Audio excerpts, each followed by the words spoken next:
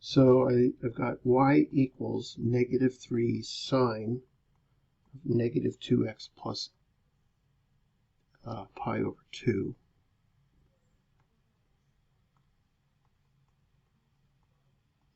And I want to graph this using that same process. Now the first thing you should notice is they don't have the b value, that frequency, factored out, and I want to factor out that b value. So I've got a -2 coming out of x minus pi over 4. Now I think that's a little bit easier to realize how I factored that if you distribute it back in. So if you distribute it back in, you can see how the factoring worked out, right? We okay there?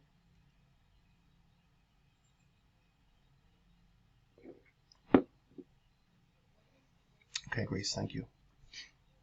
So I've got, first of all, I've got a reflection, right? Here's my reflection. So I know, right, that the regular sine curve, quarter steps, goes like this, right? So there's y equals sine of x. My dog's scratching at the door to get in the room. She loves calculus. Oh, pre-calculus, sorry. And then the reflection is all of the positive y values become negative, right? So again, I want that rectangle thought, right? So negative sine of x is this function, this curve. Right? Everybody with me here? And then 3 times that is pretty easy. I just have to stretch out this box to a height of 3. And I'm really trying to emphasize these quadrants, these quarter steps, right? So I'm going to see this -3. Thanks, Sean.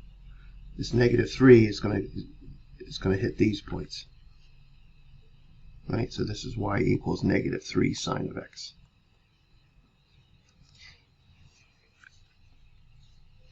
What's the b value here? What's the frequency? Oh, so we got a is 3, right? We got b is -2. Kind of strange, but what does it mean when my angle is negative? I'm going not counterclockwise on the circle, I'm going clockwise, right? So I'm actually going to be kind of, right, if b is -1, I want to be building out my sine function this way, right?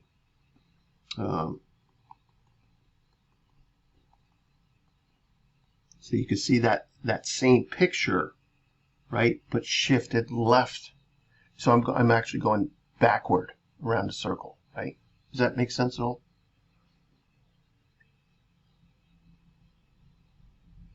Yeah, that makes sense. Nice, Joe. Diego, thank you. Most likely the b value. Professor, could you repeat that? Because Yes. it wasn't clear to me. I'm breaking up? No. It was just. Oh, it's just not clear. That's fine. I get it. I get it. Yep. So remember, when I do like sine of 7 pi over 6, right? I'm moving this way around the circle, right? So I'm going quadrant 1 to quadrant 2 to quadrant 3 to quadrant 4. When I do something like sine of -7 pi over 6, I want to move the other way around the circle. So I'm going into quadrant 4, quadrant 3, quadrant 2, quadrant 1. Right? That negative angle is telling me go go clockwise, right? Right. So that's what I did. You can kind of see me moving on the curve this way. Okay. I get it now. Okay. All right. Yes, thank you. Yep. I think that's a little confusing. Of course, you can use your calculator, but you know, I want you to be thinking about, and I can show that real quick on my Sketchpad file. Let me do that.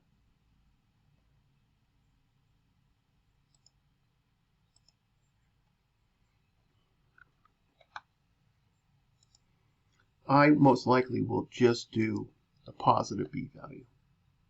The problem's hard enough without putting in all these little subtle changes. so if I make b, I'm sorry, if I make b negative, you see how my whole graph moved to the other side of the y-axis. Right? Remember, I'm building that rectangle.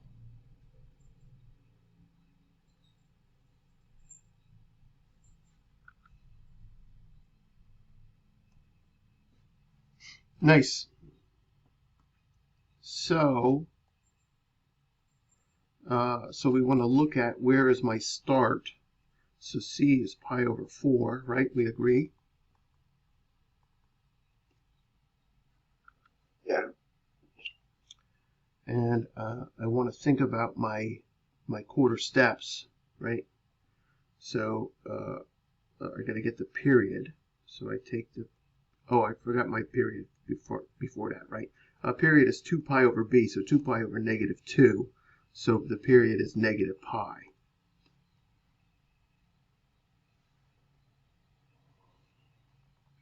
And I'm going to get a quarter step. Everybody okay here? Is Yes. negative pi over 4. So I'm going to keep adding negative pi over 4, so I'm moving left, right? Do you agree with that? Negative pi over 4, and then another negative pi over 4, and then another negative pi over 4. So b kind of is controlling that whether I move clockwise, like I'm doing here, or counterclockwise, right? So you divide the period by 4 To get a quarter your... step, yeah. To get Okay. each quadrant, yep. Okay, Yep. sounds good. And then that's what you count by when you're graphing? Say it again. On how, Is that's what you count by when you're graphing? That's like Exact- how you put... yeah, those quarter tick marks. Those are your units. Those are your units. Exactly. Well, the units are going to come from once I do my start and first step, and then I'm going to convert everything to that, right? Mm. So my first step, right? So here's my start at pi over 4, and then my first step is I want to take that pi over 4 and add my quarter step, and so you notice I get 0 pi over 4. And so that's nice. So it is my unit. It is where I'm labeling my tick marks, right? Because I now know the next, right? So that my start and my steps are pretty darn easy here. I got a pi over 4, a 0 pi over 4, a minus 1 pi over 4, minus 2 pi over 4, minus 3 pi over 4. Because I know it's arithmetic, right? Because I know it's arithmetic, I don't have to think about, once I get my start to my first step, I know it's going to keep doing the same pattern, right? That's what we learned in chapter 12, right? Right. Sorry, could you go over how you get your start? Yeah, start Where is do you C. Start is C. So I just figure out what value here gives me 0, right? That's the start. Okay. The book calls it Got a phase shift. Robert calls it, where do you start? Right? Okay. Yeah. So I got everything I need now, right? I've got everything I need, right? I know my scaling is by pi over 4s. So there's a 1 pi over 4, there's a 2, there's a 3, there's a 4 pi over 4, but I'm actually moving the other way, right? So I've got my pi over 4 here. There's my minus 1 pi over 4, minus 2 pi over 4. Of course, the origin is 0 pi over 4. I know I have a height of 3, so my amplitude is 3 up and 3 down, or you could think of the diameter, right? I know my distance from start to end should be the period, right? So the distance from start to end, as I do my, so the period should be checkable by pi over 4 minus a negative 3 pi over 4. Of course, that's pi over 4 plus 3 pi over 4. So that's 4 pi over 4, or pi, and I already figured out that the period was pi, Well, it was negative pi, but I'm just talking about the distance, right?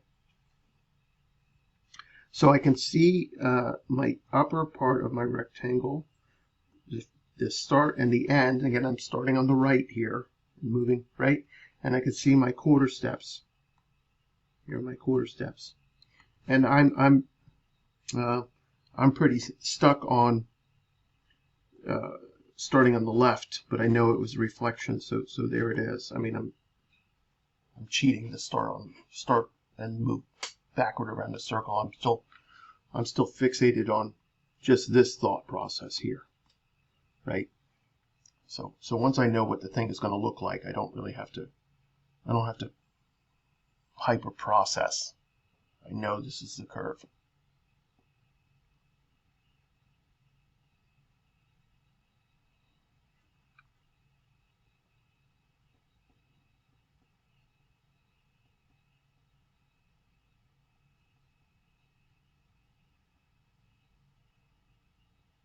So from beginning to end, so the distance between from start to end should be the period?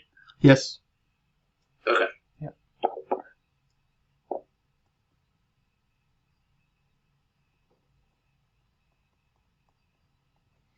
And there's my curve, right?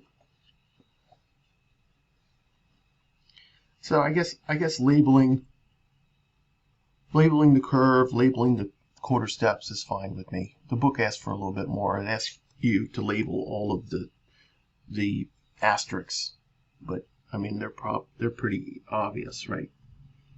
So like this one is minus 3 pi over 4 comma 0. This one is minus 2 pi over 4 comma negative 3, right? It's pretty obvious since we're moving this rectangle around. It's pretty obvious what the labeling of the quarter steps are.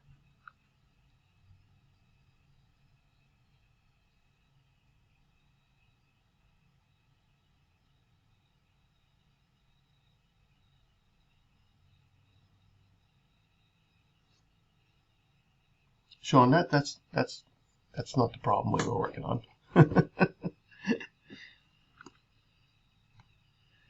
So we will end up having shown that 2x minus 1 over x plus 3 is 1 to 1. So let me call this f of x. So f inverse exists. And we'll probably call it g of x. But I want to solve for the f inverse. So I get y equals 2x minus 1 over x plus 3. And then I'm solving for x, correct? Everybody with me? This is from chapter 5. This is on your test. So I get y times x plus 3 equals 2x minus 1. I'm going to distribute. And I want to isolate x. I want to get all x terms on one side with the minimum number of negatives. So should I put my x terms on the left or x terms on the right? Anybody? On the right. On the right, good. So I get 3y plus 1 equals 2x minus xy. Is everybody okay there? Hey, Rafad's here. So far, so good. Okay, so I'm going to factor out the x on the right-hand side and then divide to get x isolated, right? I get x equals 3y plus 1 over 2 minus y. I want to then switch my x and y values. So I get y equals 3x plus 1 over 2 minus x. And there's my inverse function.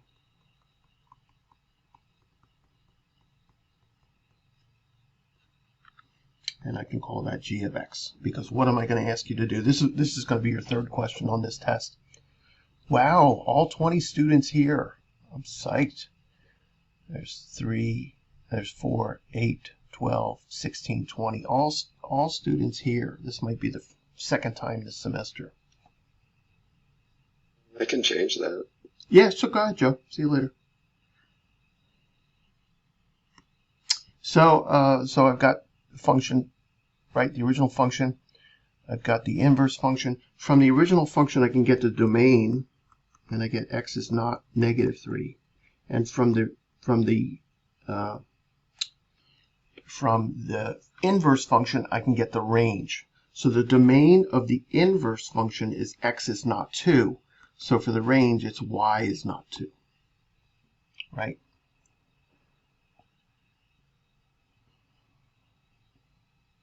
So what's the next thing I'm going to ask you to do? What's question 4 on test 3? Proof Prove that they are... 1-to-1. No, we already know they're 1-to-1. That was question 2. Right? Question 1 was... Inverse. Question 3 is find the inverse. Oh, I'm sorry, question 4. Prove that they're inverses by doing what? Putting the inverse in the original f. Right, doing the compositions. 2 compositions, right? When I've been demonstrating it, I only do 1 composition because I'm a little lazy. So, but on the test, do both compositions, right? Does anybody want to see that?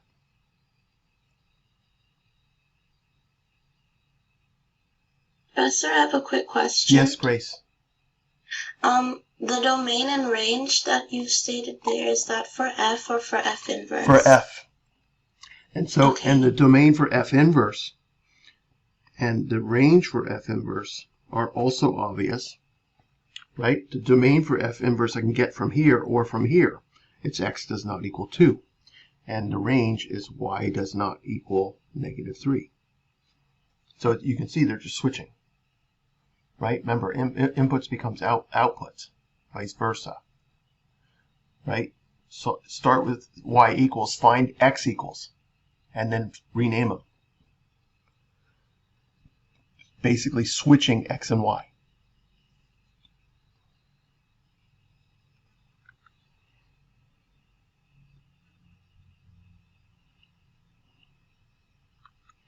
Nice. All right, we're ready to move on. Chapter 7. I'm starting with section 4 because I can. 1, because it's easy and it's fun, and it will encourage some better understanding of your trigs.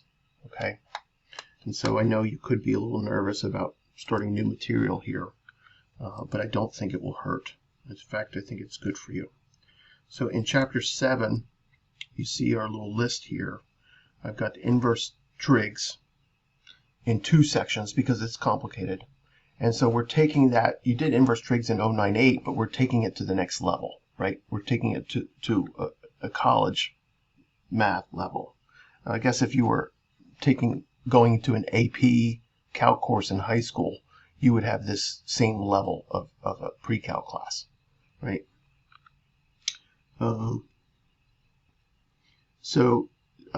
Then in 7.3 we solve trig equations. I need the inverses to do that for the most complicated trig equations, but then I'm doing trig identities, and so that's where I want to start, and I can start that right away without any trig inverses or trig equations, and it's fun. It's just a fun section. I want to look at the problems now. If we look at these problems, okay, and I went to the back of the book to say, hey, did I do this one right? There's no answers in the back of the book because you're going to be proving that these things are true. So at the end, you either got it or you don't have it, right? Either you'll have it right or you won't have it right. So there's no need to look in the back of the book for these problems. So I like them all. Let me see if I can get a 2-page view here. Double page. So I like all of these. So take a quick picture of this.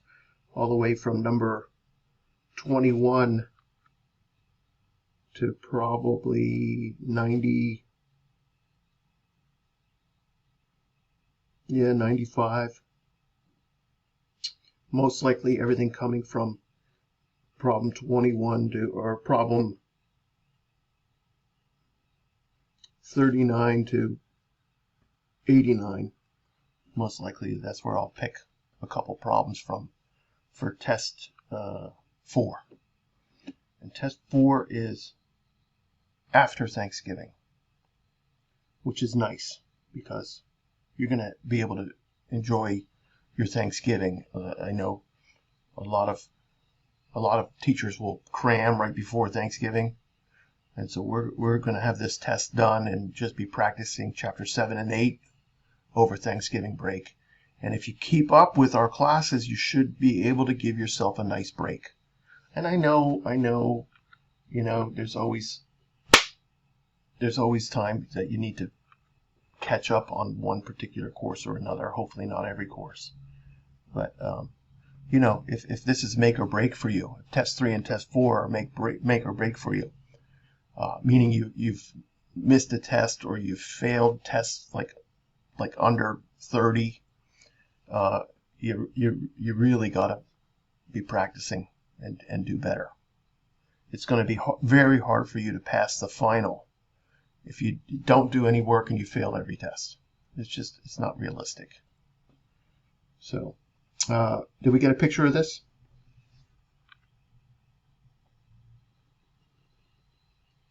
Yes. Nice. Uh-oh, did I lose somebody? 4, 8, 12, 16. No, everybody's here. Beautiful. Let me retake attendance. I guess I don't have to take attendance when everybody's here, but I'm just worried I'll forget to put the attendance in today and then go look at my old picture. And okay, so we got to do a couple of trig identities, give ourselves a list of how to do these types of problems, and then just start working on them. Okay, it's just about work. I personally, when I first learned this, I did every problem in the book. Every problem. Because I can. In fact, not only can you do every problem, you can do every problem working on the left side, and then every problem working on the right side. Sometimes you get a problem where you have to work both, but essentially you could do double the number of problems in this book, right? You can work left side only, right side only, and then make sure you get it going. But so we're talking about 7.4 here, proving trig identities.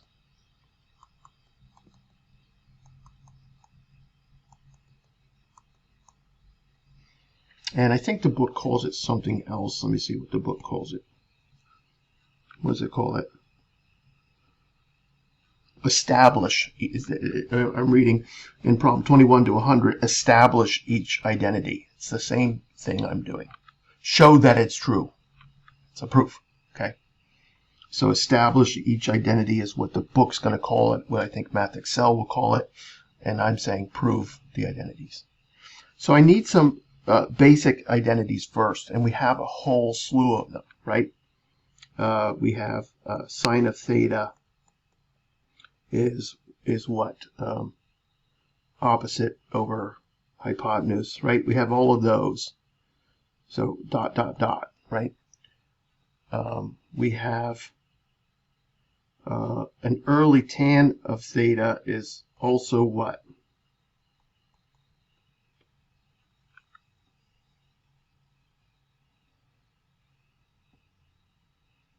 What's our thought for tan of theta?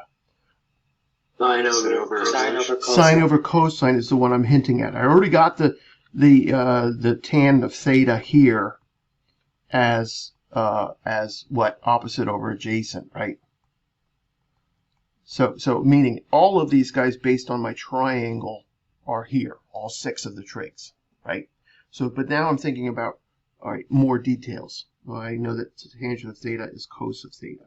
I also I know one more for tangent of theta, but it's not that useful in this particular type of problems, and that's the tangent is the slope of the hypotenuse. So I'm not even going to put that down here because it's not used at all in section 7.4. I also know cotangent of theta is cosine over sine, and I know the reciprocals, right? 1 over sine of theta is what?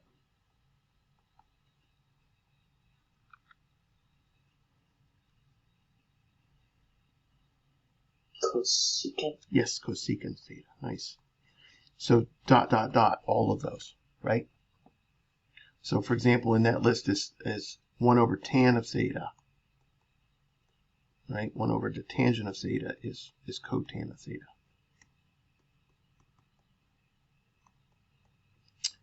I need some new ones. They're not really that new, but I need the Pythagoreans, okay?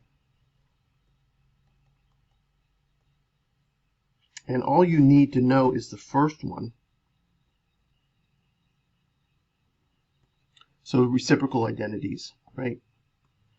The Pythagorean identities. So there's a whole bunch. The double angle identities, the half angle identities. Those are going to come a little bit later. That's for section 7.5 and 7.6. Once we start 7.4, proving identities, and then we start adding new formulas for trigs, we get more identities to prove. So there's proving identities in section 4. There's again in 7.5, then again in 7.6. Okay, so it just keeps happening. These identities will keep happening, and most likely there'll be 3 or 4 on your test 4. Definitely one on the final exam. Right, final exam is going to be all the most difficult problems from every section. Right.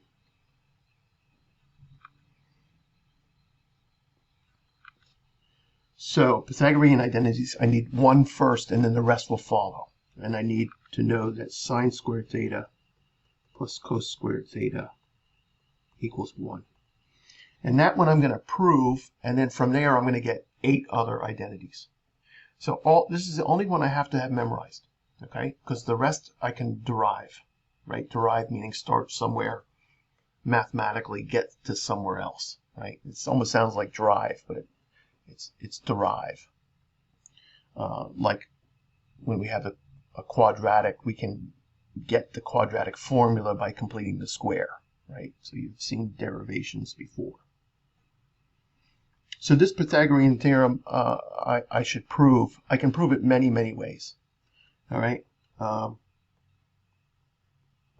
I want to be. I'm generally thinking about this unit circle version of x. Sorry, of the height being y, the base being x, and the radius or the hypotenuse being 1. And I can already see that it's true because what do I know about this thing?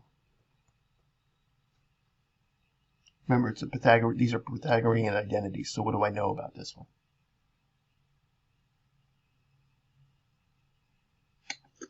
A squared plus B squared equals C squared. X squared plus Y squared equals 1 squared, or X squared plus Y squared equals 1. So by the way, this is the equation of a circle. I don't know if we're going to get to conic sections. I probably will ask you to just read over that section on conic sections. I think it's 10.1, 10.2, 10.3, 10.4. I do use the conic sections in Calc 1 quite a bit. It shouldn't be difficult though. But it's something that if you're taking my section of Calc 1, I would ask you over winter break, maybe look at the conic sections. Okay. So it's pretty obvious that sine squared plus cos squared is 1, right? I certainly could, right? Because look, sine squared is y squared, right? Remember, sine of theta is a y value, a height. So it doesn't take much here to prove this. In fact, I can just look at this picture and know it's true. I certainly could use opposite squared over adjacent squared over hypotenuse squared, right? Plus adjacent squared over hypotenuse squared, right? And then what you can see that I get opposite squared plus adjacent squared over hypotenuse squared. But you already know by Pythagorean theorem that opposite squared plus adjacent squared is already hypotenuse squared. What? So I get hype squared over hype squared, which of course is 1. Kind of silly to prove it. It's obvious, right? Okay, so but once I know my Pythagorean identity, I'm going to turn that into a total of 9 identities. Okay? So I'll start over with a brand new page here with my Pythagorean identities.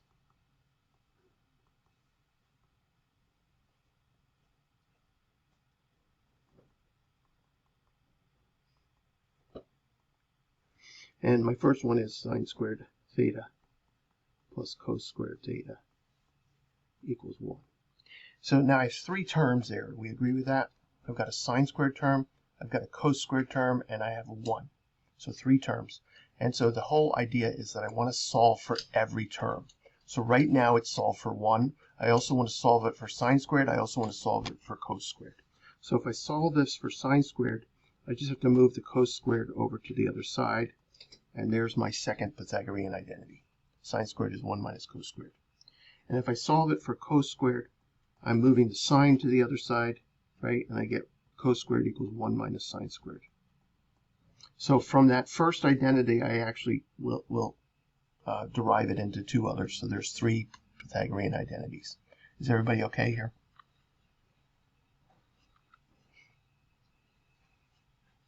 Yeah. Nice. Nice. Thank you, Alex. Thank you, Grace. So I'm going to take this first identity. Remember, this is the one I said, this is the only one I have to memorize. And I'm going to divide everything by cos squared.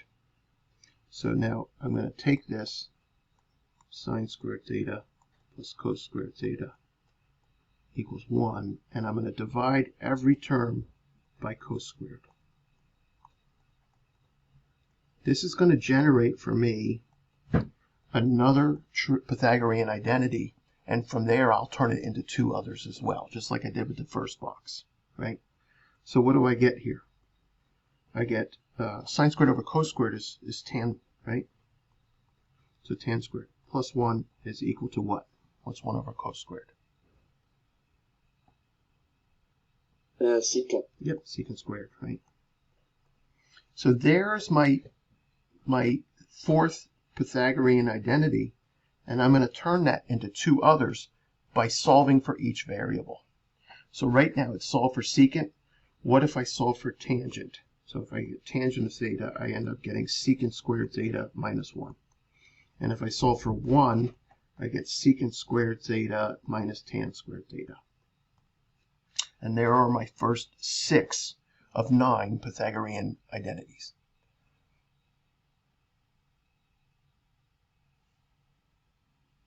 I want to do the same process again. So I'm going to take sine squared theta plus cos squared theta equals 1. And last time I divided by cos squared, so this time I'm going to divide by sine squared. So I'm going to take sine squared theta plus cos squared theta equals 1 and divide everything by sine squared.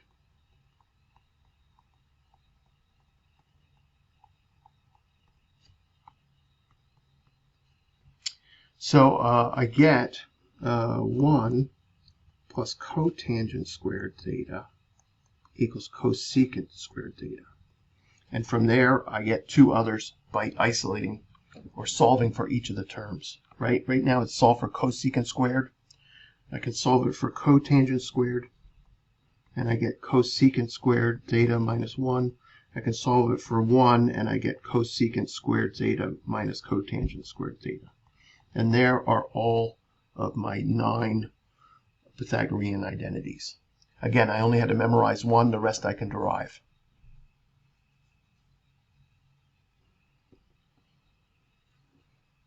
How are we doing? Good. Good. We're going to be adding double angle formulas, half angle formulas, sum and difference formulas. So we got 3 more sections of trig identities to add, and we'll prove them all, right? Our first page of identities is not a proof. It's we just define them that way, right? That sine is opposite over hypotenuse. That tangent is sine over cosine. All of those. Well, that one was kind of proved, but right. But now, and these are all obvious from Pythagorean theorem. The other ones will be obvious once we get to them and we'll prove them using previous identities. Okay. Okay. So our problems that we're doing at 7.4 are basically saying you have all of these properties or rules of trigs, use them, and see if you can prove some other random identity is true, right? So here we go, section 7.4, proving trig identities. I know I already wrote it once, but proving trigs, but this is kind of my step-by-step. Now, I'm going to give you notes to play, okay? Do, re, mi, fa, sol, la, ti, do, right? I'm going to give you notes to play. You start out by da, da, da, da. You start playing your major scale, and then you realize you don't have to play them in order, right? And you can start to improvise a little bit. And but I'm going to give you a list that's kind of like do, re, mi, fa, sol, la, ti, do. The first way I would ask you to learn how to play notes, right? And then you're going to get good. You're going to get so good that you can play any note at any time you want. In fact, you can play notes that are outside of the scale that still sound good, right? So you can do other things, and then when you've mastered this before Calc 1, it's going to make life. It's going to make music. It's going to be beautiful. Okay. So and this is going to show all of our weaknesses in fractions, in factoring, in all kinds of things. So get ready to be bashed over the head again. If you can't add fractions, you can't do this stuff, right? So you just got to practice, all right? All right, so here's my step by step. What do I want to do first? I want to probably change every term on the more complicated side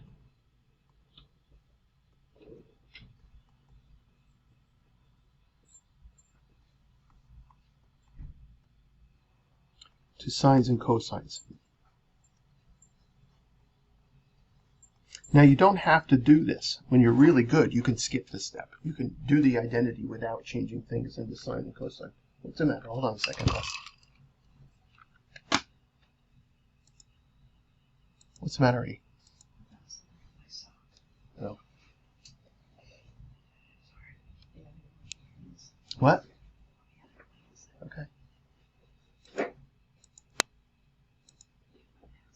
Okay, so change everything to sines and cosines. And so, like, if I have a tangent of theta, right, I'm saying, though, that is sine of theta over cos of theta. And since I'm only using sines and cosines, I like just to do s over c. So you'll see when I go start working on these things, I don't want to write sine of theta every time. I would just want to write the letter s, right? So, and then eventually I'm going to switch back. But if I have a 7-line proof, I don't want to write sine and cosine, sine of theta, cos of theta over and over again if I don't have to. I'm a lazy person, right? Step 2.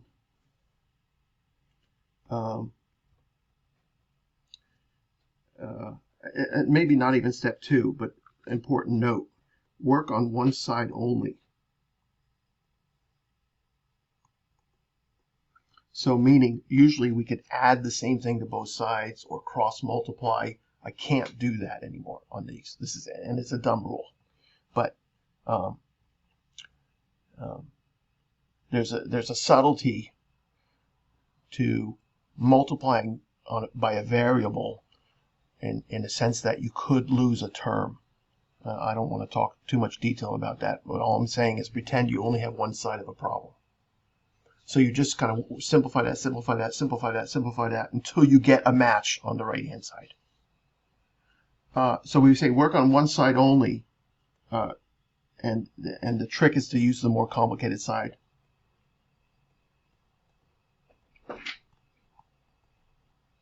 No crossover, right?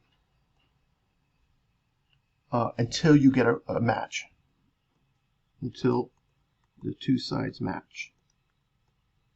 And then you have it proved, right? Now, what happens is sometimes you get stuck on a side. So if you get stuck on a side, go to the other side and start working on that until you get a match. So you're working on one side, stop, you're stuck, can't get there. Go work on the other side until it matches the left side now, right? So work on the other side if stuck. So if you can get the left side to match completely, then you can redo the problem and only work on the right side and get it to match. But some problems are so complicated that you'll have to work on both until you get a match, right? Is that making sense?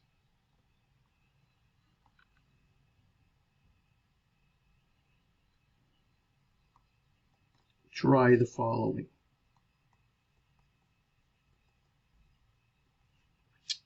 Common denominators.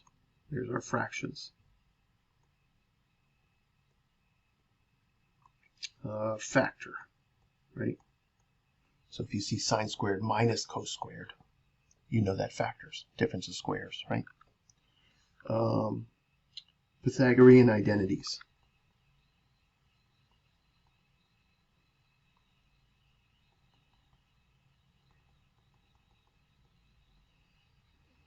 Right?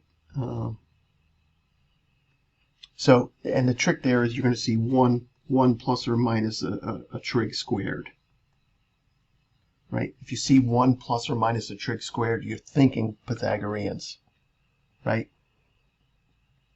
It could be factoring as well, right? 1 minus a trig squared. 1 minus a trig squared is what? 1 plus the trig, 1 minus the trig, right? So all of your factoring skills are going to come into play. All your common denominator pieces are going to come into play. All your Pythagorean identities could show up.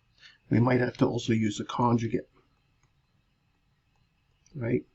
If I see something like 1 over 1 minus sine.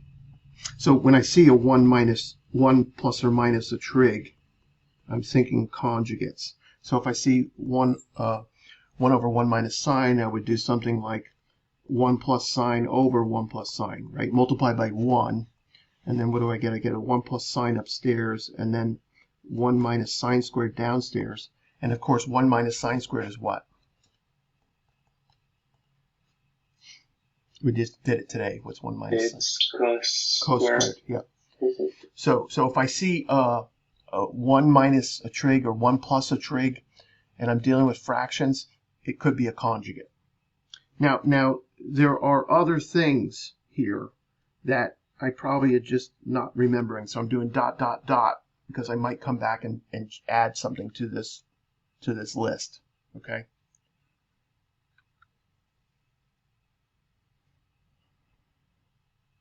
I think that's it. And so it's like do step 1, do step 2, and then in step 3, as you're doing it, it could be anything, right? You just have to be good at algebra. And I say calculus 1 is like algebra 3. It'll be the most difficult algebra you do. Okay, most demanding algebra you do. Okay, so we want to really be good at these identities. They come into play a lot in calculus. In Calc 1, in Calc 2, in diffie-qs, not so much linear. No, that's not true. They still come into play in linear algebra. Calc 3 is very easy. That's the easy one. If you're going to do Calc 2 in the summer and you survive, try and do Calc 3 in summer 2. That would be sweet. You'd get 2 whole semesters of math out of the way in one summer. Of course, if you're a D or below, you have to repeat the course.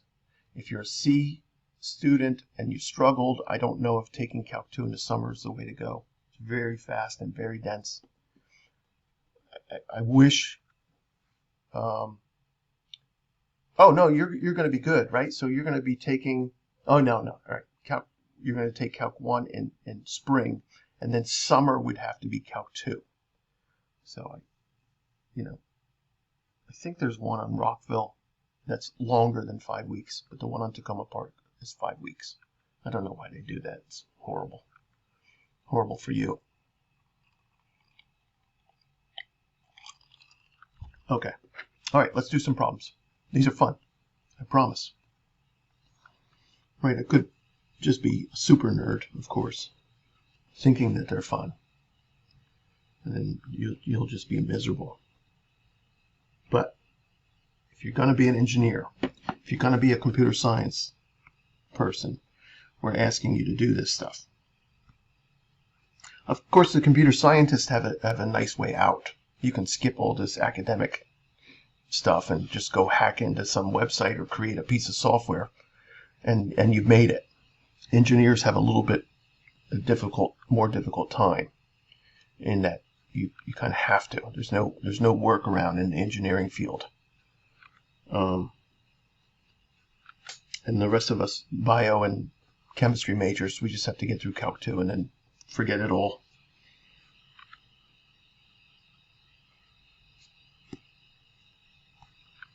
All right, let's do some problems here. So I'm looking on that first page of problems. I want to just start nice and easy. This is, oh, I forgot some identities. The even and odd ones. I typically don't ask even and odd, right? Sorry, even and odd properties. But we already know that sine is odd, right? So sine of theta is the opposite of sine of negative theta. Cosine is even. Oh, tangent is, sine and tangent are odd. So meaning tan of theta is the opposite of tan of the opposite of theta. Cosine is even. So cosine of theta is cosine of negative theta, right? And then, of course, the secants and the cosecants and everything will follow suit, but we don't care because we're going to change everything to sines and cosines until you're really good. When you're really, really good, you don't have to do that first step. You can work with the trigs as they are. It's still going to be easier most of the time to change into sines and cosines. Okay, here we go. Let's do a couple problems. So this is number 21. So all of the problems are coming from section 7.4. Okay. So as I continue, I'm not going to keep writing 7.4. I'm going to just say number 21. There will be no homework on this section because it doesn't make sense on MathXL to do it. Just do all the problems from the book. Okay. So I've got a cosecant theta times cos of theta equals cotan of theta. Which side would you say is more complicated? The left side? Left side. So we're going to work on the left side. I got 1 over sine times a cosine. And that's just cosine over sine. Oh my god, it's stupid. Cotangent theta equals cotangent theta, done. See, and that's how quick some of them are. And some of them are just, you're going to be stuck. And you're going to be like, oh my god, what do I do? What do I do? And when that happens, when you're really, really super stuck, it's one of these tricky identities. And it's usually that 1 equals sine squared plus cos squared. When you're really stuck and there's a 1 in it, try this. This one is going to come into play. Let's do another one. Easy, right?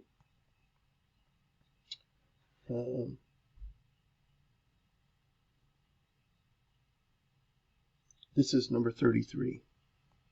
These are too easy at the beginning. I've got a cos squared theta times 1 plus tan of theta, tan squared theta, equals 1. And so I'm going to turn everything to sines and cosines on the left side, right? So I've got cos squared times 1 plus sine squared over cos squared. Right? You see what I'm doing? I'm working on the more complicated side, changing everything to sines and cosines, and then just go. So this one looks like just distribute, right? So I got a sine squared times a cos squared over a cos squared. So I got a cos squared plus a sine squared, right? These cancel. So I got 1. Check. Done.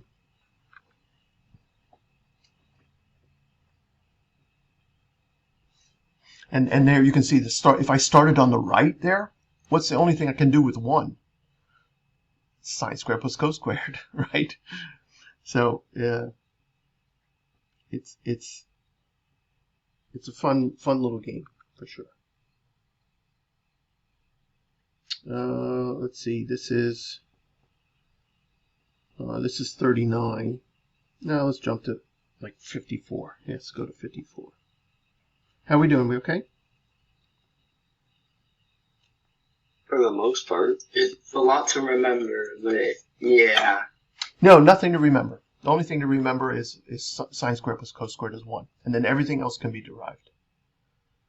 That's the thing. Okay. And you just have to practice. It's like music is tough. No, all you have to do is remember where the notes are, where you put your fingers. What keys do you hit? Right? Mm-hmm. Yep. Yes, Alejandro says, will you shut up and let us do one? Yes, of course. Let's do number 54. I know you didn't say that, Alejandro, but that's what I would have been saying to my teachers. Shut up and let me do one. I'm sorry, where am I doing 54? Yep. Give me a second. Let me make sure I write it down first. And that's what happens sometimes when you really get stuck. You wrote the problem down wrong, and it just can't be done. It can't be proven. So double check that you're writing things down right. 1 minus the fraction sine squared over 1 plus cos squared equals cos squared. All right. Sorry, equals cos. That's it. I have it right. I just said it wrong. All right. On your mark, get set, go. Work on the left side.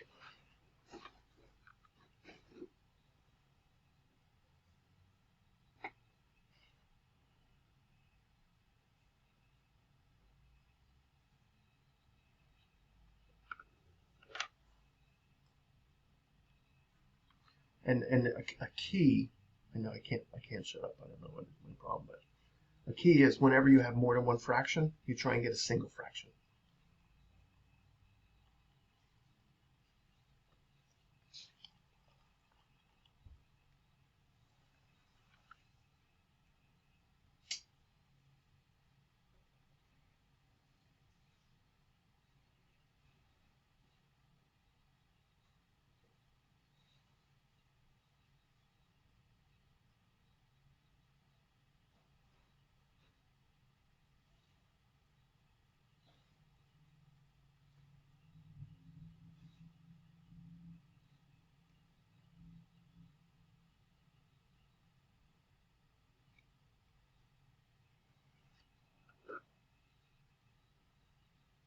Anybody get it?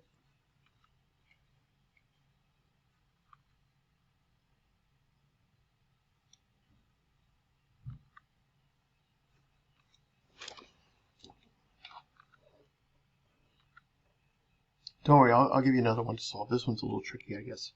So I know I'm working on the left side. There's not much to do here, right? Not a whole lot to do. I can either get a common denominator or I can use a conjugate here. I think the way to go is to use a conjugate. What's hinting to me that I should use a conjugate? That is that I have a 1 plus a trig, right? So 1 minus sine squared over 1 plus cos. And I'm going to use 1 minus cos over 1 minus cos. There's my conjugate over itself. Did anybody try this? Is anybody there? No. So what happens downstairs here, right, is I'm foiling that out. I get a 1 minus cos squared. Oh, nice. Now I have a trig. I'm sorry, now I have a Pythagorean. What's 1 minus cos squared? Sine square. Sine, yes. So I've got now sine squared over sine squared, and that's going to cancel. So I have 1 minus parenthesis 1 minus cos, and I can distribute that negative. So I get 1 minus 1 plus cos. So I get cos equals cos. Done. Proven.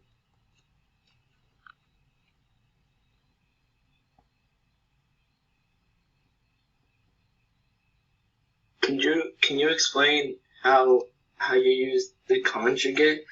Okay, so one, I see a 1 plus a trig. It could be a conjugate. Okay? So that's your first hint, right? Like I see a turtle. It could be a snapping turtle. Don't chance it, right? All right? Okay. So, right, if you want all your fingers, So, but if I see a 1 plus a trig or a 1 minus a trig in a fraction, very good chance a conjugate will work. And I'm just telling you, Okay. I'm just telling you all of the secrets that I have learned from my teachers. And you don't have to really go, well, I should just know how to do this. No, you got to improvise a little bit. Now the other thing I see here, and I could have done this, is I could have gone into get a common denominator. So 1 is 1 plus c over 1 plus c. Right? Do you see that? Oops, sorry, this is a minus here. So I can use this thought, okay? Because whenever, and believe me, in Calc 1 and Calc 2, if you have more than one fraction, you need to create a single fraction with a completely factored numerator and a completely factored denominator. And this is going to be a super theme of why you're getting things wrong in Calc 1, okay? When you have more than one fraction, create a single fraction. Make sure it's factored, right? Make sure there aren't fractions within fractions. So this one I get what? 1 plus c minus sine squared over 1 plus c, right? And so Yes. yeah. And so it looks like I see a trig, a Pythagorean here, right? So this is really cosine plus 1 minus sine squared over 1 plus cosine, right? So listen, I started once with a conjugate. I started once with a single fraction.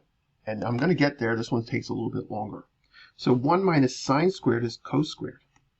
So I get cos plus cos squared over 1 plus cos, right? Oh, and I can see, and this is factoring. Now I see factoring. I see I've got a common factor of c upstairs. So I have c plus 1 plus c over 1 plus c. Ah, nice. Those will cancel. And I get cos theta equals cos theta. That one took a little bit longer. But again, you like I said, you don't have to play the notes in order. When you're good enough, you can improvise as much as you want. Who left? Rafad? Rafad, did you leave? No, so much for perfect attendance. Yes, this technology could have kicked out, but it should come right back. Usually what happens if you log into Zoom and then go away, it kicks you out after a certain amount of time. Oh, I'll remember he's not here anymore.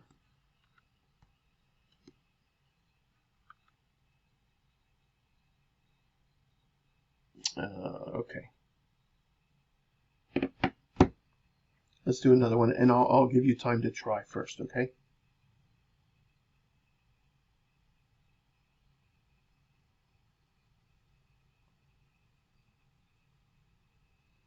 This is number 56. 1 minus cos of theta all over 1 plus cos of theta.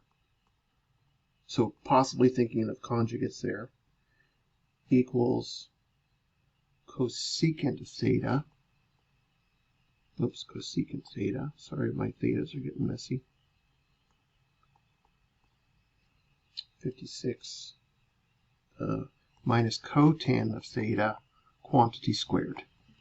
All right, I'll give you a minute. It's debatable here which side is more complicated, honestly, right?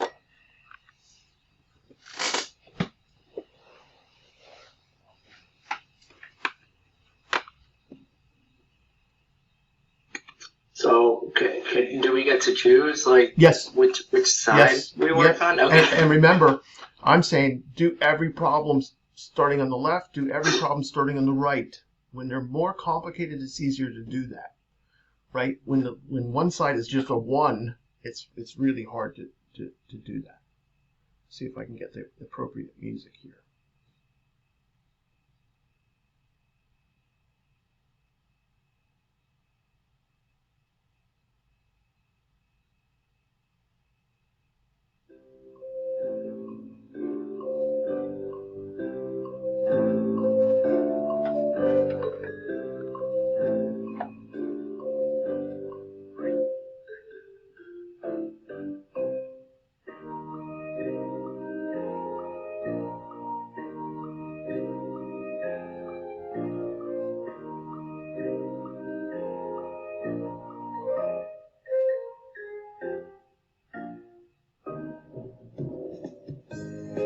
Oh God, it's so horrible.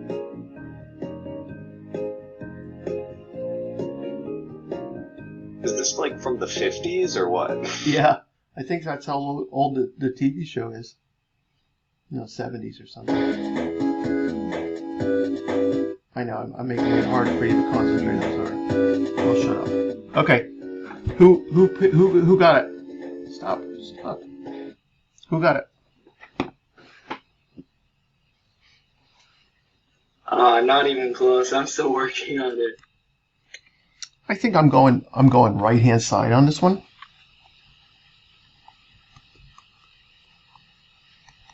So I got 1 over sine minus cosine over sine quantity squared.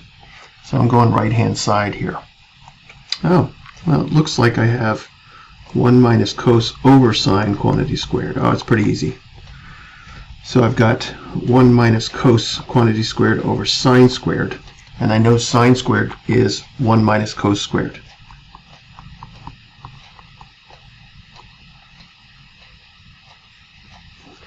And then I'm factoring. I've got a 1 minus cos times a 1 minus cos upstairs. I've got a 1 minus cos and a 1 plus cos downstairs. So those will cancel, and I get my left-hand side. So I would also try it on the right-hand side. Lucy, thank you.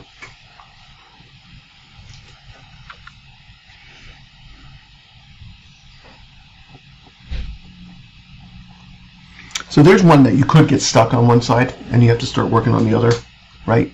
And then you'll eventually get them matched up. So lots to do, lots to practice. These are good for you to do. These are fun. You certainly could make sure you hit these pretty hard right after the exam, right? So, so right after the exam, you're going to really work on these. Get me some questions for Monday. Make sure you're doing reviews for Wednesday, right?